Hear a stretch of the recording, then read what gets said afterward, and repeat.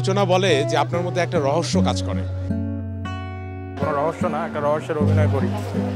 অভিনয়টা কেন? লেখক লেখক একটু ভাব নাও আর কি। আচ্ছা, রেডি?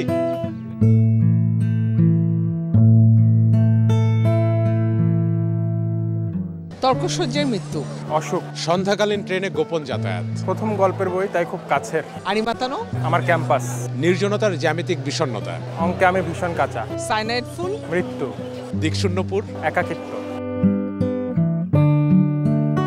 এতক্ষণ কথার পিঠে যে কথা চলছিল সেটি কোনো তর্কযুদ্ধ নয়, সেটি হলো লেখকের বইয়ের নামের বিপরীতে তার অনুভূতির প্রকাশ। এবং এই মুহূর্তে আপনাদের সবাইকে স্বাগত জানাচ্ছি পৃষ্ঠা নিবেদিত বই ভালোবাসা আয়োজনে। এবং আপনাদের সাথে আছি আমি নীল মাহবুব, এবং আমার সাথে আছে জিনিয়া কবি সূচনা, এবং আমাদের সাথে কে আছে? আমাদের সাথে আছেন লেখক মাহবুব মনির রিশাদ। প্রিয় লেখক, প্রিয় লেখক,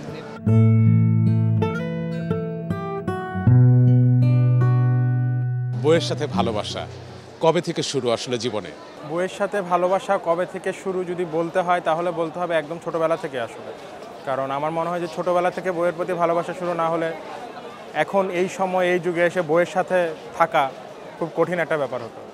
ছোটোবেলা মানে আমার যখন 4-5 বছর বয়স তখন থেকেই বইমেলায় আসা হতো, বাবার কাঁধে চড়ে ঘুরতাম, মার হাত ধরে ঘুরতাম। তো সেই স্থিতিটা আমার ভেতরে কাজ করে অনেকটা শুনে শুনে, যে বাবা মা বলতো তুমি এভাবে আসতা। তো আমার কাছে মনে হয় যে বইয়ের প্রতি প্রথম ভালোবাসার যে স্পর্শ বা প্রথম ভালোবাসার যে বীজটা তখনই রোপিত হয়েছিল, এবং তারপর যেটা ধীরে ধীরে সেটা সময়ের সাথে সাথে বেড়েছে।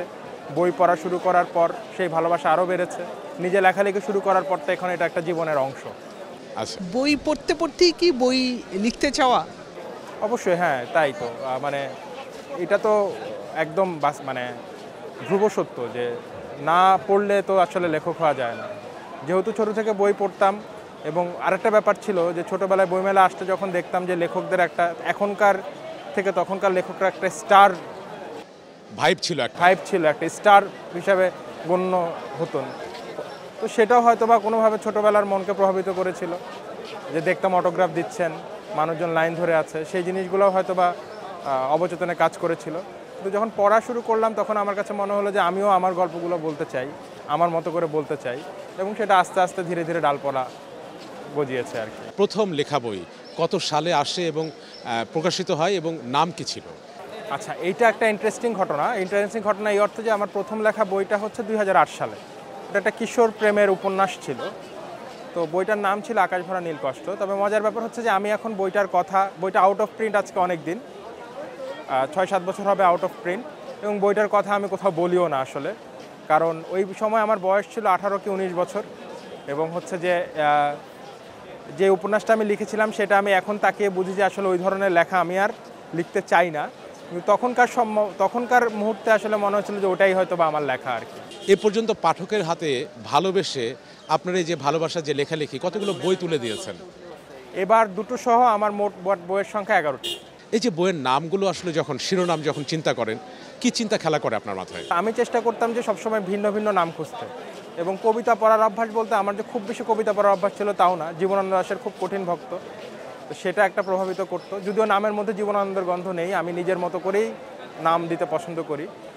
তো ওই ব্যতিক্রমী হওয়ার চিন্তা থেকে এবং জীবনানন্দ দাশকে ভালোবাসার জায়গা থেকে আমার মনে সবসময় এরকম নামের বেলায় যখন আসে তখন আমার মধ্যে কাব্যগন্ধি নাম, একটু কঠিন নামই মাথার মধ্যে খেলে। এটা অটোমেটিকভাবে চলে আসে আসলে। কোন বইগুলো এই যে আপনার লেখক জীবন, সেই লেখক জীবনকে কিছুটা হলেও নাড়া দিয়েছে? লেখক জীবনকে নাড়া দিয়েছে তো অনেক বই, কিন্তু যদি অভ্যাসের কথা বলি তাহলে সেবা প্রকাশনের বই দিয়ে শুরু। সেবা প্রকাশনের বইয়ের পরে হুমায়ুন আহমেদের বিশাল বড় একটা ভূমিকা আছে। এরপরে যখন একটু বড় হয়েছি তখন আখতারুজ্জামান ইলিয়াস, শহীদুল জহির, গ্যাব্রিয়েল গার্সিয়া মার্কেজের একটা ভূমিকা আছে। তো এরাই মূলত আমাকে বিভিন্ন সময় বিভিন্নভাবে প্রভাবিত করেছে। রাশিয়ান সাহিত্য আমাকে প্রভাবিত করেছে। তো রাশিয়ান সাহিত্য আমাকে প্রভাবিত করলেও আমি আসলে রাশিয়ান সাহিত্যের যে ধারা সেটা গ্রহণ করিনি। আমি মূলত ল্যাটিন আমেরিকার যে ধারাটা সেটা হয়তো বা গ্রহণ করেছি বলে আমার মনে হয়, এবং অনেকে আমাকে বলেন। তো এই মোটা দাগে যদি বলতে হয় এইগুলোর কথাই মাথায় আসছে এখন। আচ্ছা, এমন কোনো বই আছে যে বইটা বারবার পড়তে ইচ্ছা করে, বারবার 100 Years of Solitude, Gabriel Garcia Marquez. কারণটা কি? আমি জানি না, কারণ ভালো লাগে। এটা হচ্ছে যে মনে হয় যে আমি আসলে এই লেখাটা আমার লেখার কথা ছিল। প্রত্যেকবার পড়ি, প্রত্যেকবার খুব আফসোস হয় যে এটা আমি লিখতে পারলাম না। সেক্ষেত্রে লেখকের বইয়ের যে উৎসর্গপত্র সেটি নিয়ে পাঠকদের অনেক কৌতূহল থাকে।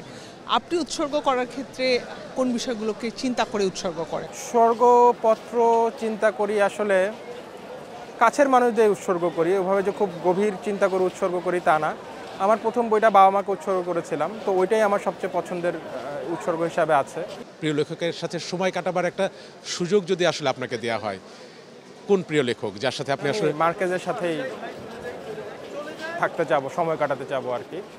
কারণ উনি আমার লেখালেখির যে আমি যেটা বলছিলাম একটু আগে, যে প্রথম বই ছিল কিশোর প্রেমের উপন্যাস, এবং সেটা খুবই ট্র্যাডিশনাল একটা নাম, ট্র্যাডিশনাল একটা গল্প। সেই জায়গা থেকে আমি সরে এলাম কীভাবে? সেই জায়গা থেকে আমি সরে এলাম মার্কেজ পড়ার পরেই। আমার লেখক জীবনে সবচেয়ে বড় ভূমিকা ওনার, তা আমি ওনার সাথেই সময় কাটাতে চাবো কাছ থেকে। এমন কোনো পাঠক আছে যেটা কখনো আপনার মাথা থেকে সরে যায় না, মানে সবসময় আপনার সাথে থাকে? আচ্ছা, আমার তো আসলে যদি এরকম বলতে হয় যে আমার একজন পাঠক আছেন, পাঠক বলবো না, এখন তো আমার খুব ঘনিষ্ঠ, তো ও আমার একটা বই আছে তর্কসজ্জায় মৃত্যু, সেই বইটা পড়ে তার মাস্টার্সে সে ইংলিশ লিটারেচারের স্টুডেন্ট, মাস্টার্সের থিসিসে সে আমার ওই বইটা নিয়ে কাজ করেছে।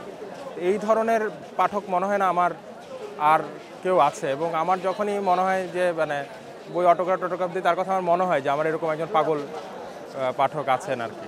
মানে এটা তো দারুণ একটা ব্যাপার। আমি একটু জানতে চাই যে এই যে 11টি বই, মানে প্রতিটি বইয়ের নির্দিষ্ট কোনো প্রথম পাঠক আছে কি? নির্দিষ্ট কোনো প্রথম পাঠক আসলে ওভাবে শেষ কয়েকটা বইয়ের আছে। আর আগে যখন আমি লিখতাম তখন হচ্ছে যে দেখা যেত যে আমি একেবারে ছাপা হওয়ার পরেই মানুষকে পড়তে দিতাম। আর এখন শেষ কয়েকটা বইয়ের ক্ষেত্রে আছে একজনকে দেই, অনেক সময় হামিমদের দেই। আর হামিমরা আমার লেখা, আমার বন্ধুরা যারা আছে তারা পড়ে, কিন্তু প্রথম পাঠক আছে এখন। পাঠকের লেখক সম্পর্কে ভীষণ রকম আগ্রহ থাকে, আমারও আগ্রহ আছে। আমি একটু জানতে চাই লেখকের একদিনের জীবন, মানে একজন লেখক জীবনের ব্যস্ততা আসলে সারাদিনে কেমন থাকে? আমরা তো ধরেন কেউ ফুল টাইম লেখক না, খুব কম মানুষই আছে যে এখন ফুল টাইম লেখক, যে পরিপূর্ণভাবে লেখালেখির কাজ করে, তাদের জীবনটা একরকম। আর আমাদের যারা আমরা অন্য কাজ করি, সাথে লেখালেখি করি, আমাদের জীবনটা একরকম। আমার যেমন লেখার কাজটা আমি সাধারণত ভোরবেলা করতে পছন্দ করি, আমি রাতে আর্লি ঘুমিয়ে যাই, সকালে উঠি। আগে অবশ্যই এটা ভিন্ন ছিল, আগে আমি রাতে লিখতাম, তবে এখন গত 2-3 বছর ধরে আমি সকালেই লিখি। তারপর অফিসে যাই, তারপর কাজটা শেষ করে হয়তো বা সন্ধ্যা বা রাতে যখন বাসায় ফিরি, রাতে ঘুমানোর আগে কিছু একটা পড়তে চেষ্টা করি। তো আমাদের জীবনটা এখন আসলে এইভাবেই কেটে যায়। কিন্তু আমার যদি সকালটা যদি আমি উঠতে না পারতাম, তাহলে আমার লেখালেখি করা হতো না। তা আমার ওই ভোরে উঠতে পারি দেখে আমার লেখালেখিটা এখনো চলছে আর কি। মানে আপনার লেখক জীবনের সাথে সকালটা সকালটা ভীষণভাবে ওতপ্রোতভাবে জড়িত। মাহবুব রিশাদের কাছে জানতে চাই যে আপনার কলমের নিবেশে কী ধরনের গল্প জড়ো হয়? এই যে 11টি বইয়ের বিষয়বস্তু কি একটির থেকে আলাদা? 11টা বইয়ের বিষয়বস্তু আসলে এক বাক্যে বলা যাবে না, তবে আমি যদি মোটা দাগে বলি, আমি একটু নাগরিক জীবনের গল্প বলতে পছন্দ করি। আমার গল্পে গ্রাম খুব কম, নাগরিক জীবনের গল্পটাই প্রকট। এবং আমি গল্পগুলো সাধারণত ফ্যান্টাসি, মেটাফোর বা রূপক অথবা জাদু বাস্তবতার আশ্রয় নিয়ে বলতে পছন্দ করি। খুব সাধারণ ওয়েতে, রেগুলার ওয়েতে আমি গল্পগুলো বলি না, যদিও গল্পটা হয়তো সাধারণ হয়ে থাকতে পারে, কিন্তু আমার বলার ভঙ্গিটা আমি বিভিন্ন রূপকের আশ্রয় নিই আর কি। লেখক ময়ূক রিশাদকে অনেকেই বলে যে তার মধ্যে এক ধরনের কাঠিন্য আছে। ব্যক্তি ময়ূক রিশাদ কি এরকম কঠিন? এটা তো মনে হয় আমার সাথে যারা মেশে তারাই ভালো বলতে পারবে। তবে আমি চেষ্টা করি আমি কাঠিন্যের একটা আবরণ ধরে রাখতে, সেটা কতটুকু পারি জানি না, তবে আমি ওরকমই থাকার চেষ্টা করি। মাহবুব ময়ূক রিশাদ যদি লেখক না হতেন তাহলে কি হতেন? লেখক না হলে কি হতাম? আমি তো চিকিৎসকতা পেশার সাথে যুক্ত আছি, সেই জায়গাটা আমি খুব উপভোগ করি। শিক্ষকতা পেশার সাথে যুক্ত আছি, তাহলে সেটাই থাকতাম। আচ্ছা, যেতে যেতে আমরা একটি প্রশ্ন করতে চাই, সেটা হচ্ছে যে বুক পকেটে সবসময় কোন উক্তিটি নিয়ে ঘোরা হয় আসলে? Every man has 3 lives, a personal life, secret life and a private life. Gabriel Garcia মার্কেজের একটা উক্তি। ধন্যবাদ ময়ূক ভাই, দারুণ কিছু কথা বলবার জন্য। আমরাও ঋদ্ধ হলাম, ভীষণ রকম ধন্যবাদ। আপনাদেরকেও ধন্যবাদ আমাকে আবার আমন্ত্রণ জানানোর জন্য। আপনাদের সাথে কথা বলতে বরাবরই ভালো লাগে, এবারও ভালো লাগলো। আমাদেরও ভালো লাগে, ধন্যবাদ। দর্শক, আমরা কথা বলছিলাম একজন লেখকের সাথে, নাম মাহবুব ময়ূক রিশাদ, এবং তার দারুণ কিছু কথায় আমরা ভীষণ রকম ঋদ্ধ হলাম। এবং আমরা চাই বইয়ের সাথে তার ভালোবাসা যেন আজীবন আসলে থাকে, যাতে আমরা তার লেখা পড়তে পারি এবং মুগ্ধ হতে পারি। নিশ্চয়ই নীল। এবং বই ভালোবাসা থেকে আজকের মতো আমরা বিদায় নিচ্ছি। আগামীকাল দেখা হবে আবার একই সময়।